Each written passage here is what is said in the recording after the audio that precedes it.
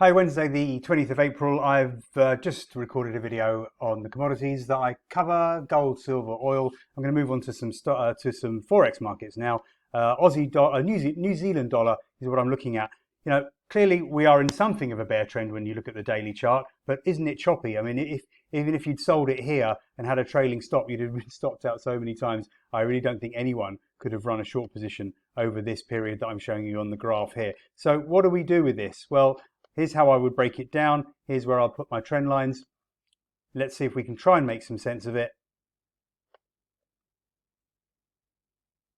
Where do I want to go? There we go. You know, this sort of emphasizes the fact that we are in a bear trend, but it's so choppy that it's really quite difficult week to week to get some decent trades on that you can run. Right, there's some fibs, there's some trend lines. I've got some moving averages on there now. So you can see right now, I really don't have a clue what to do with this. The moving averages are starting to flatline, just indicating the fact that over the last couple of months, we've really only traded sideways. We're now trading at 67, 63 as I talk to you. And, you know, that's really where we were trading back on the first week of December. So we've gone down a bit, we've gone up a bit, and we're back to where we were several months ago. So really, you know, this market doesn't have any clear direction, and I don't really know what to do with it. As far as finding strong, reliable signals, entry points where I might be interested in entering a trade. Now then, what I could do here on the 4-hour chart now, on the 1-hour chart, I've broken it down into a much shorter time period to try and give me any indication of what I could do here.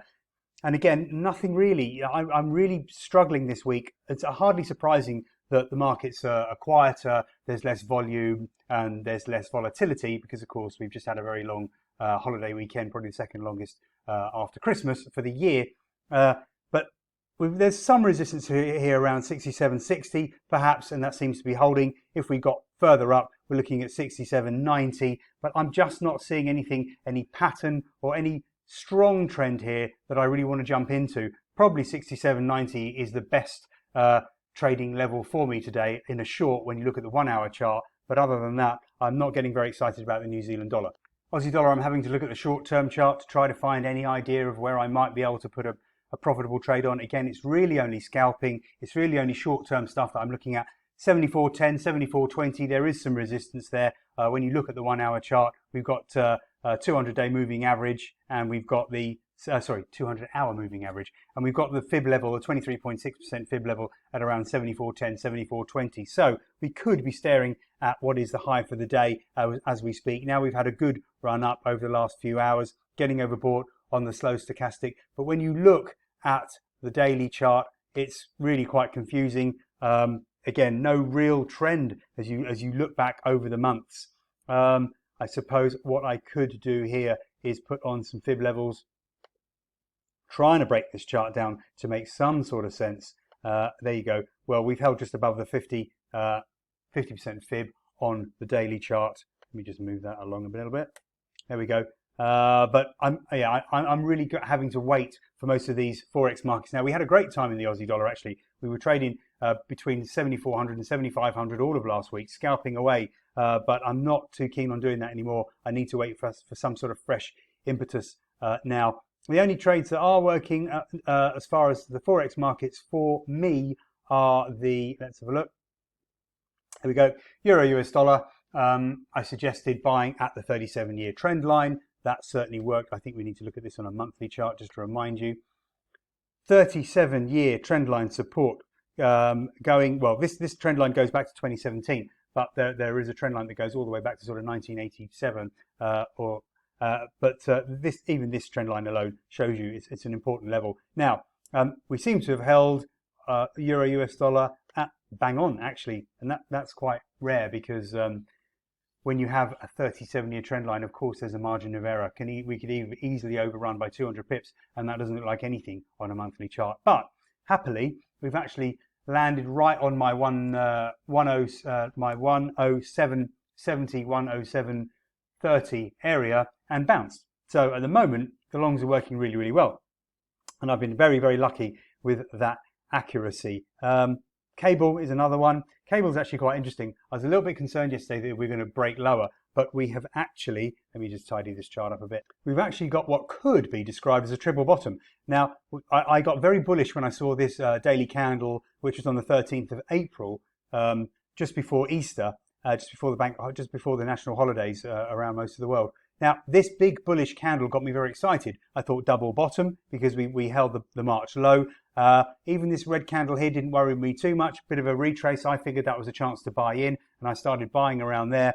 Now, when we got down here, I was getting a little bit sweaty, a little bit worried. 129.79 was the low. But fortunately, we're now seeing a good recovery. So I could argue that this is even a triple bottom, which is a very rare but bullish pattern.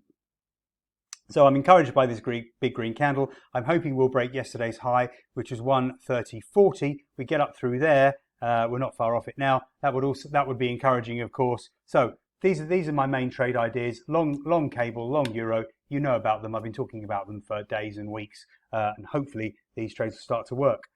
There's nothing else really to show you. Well, we'll talk about the dollar yen, but of course the yen is absolutely plummeted. Days and days and days in a row that the dollar has managed to climb against the yen. Now, possibly some negativity here today. I actually tried a short in the dollar yen yesterday. I just thought this has gone way too far. But this big green candle stopped me out. It was a punt. It was a gamble. There was nothing to tell me that this market was going to reverse and turn around. And unfortunately, it has now after I got stopped out. So I was just taking a bit of a gamble. Wasn't worth it. I got stopped out above 129.00. So I now have to wait to see if we get a negative candle.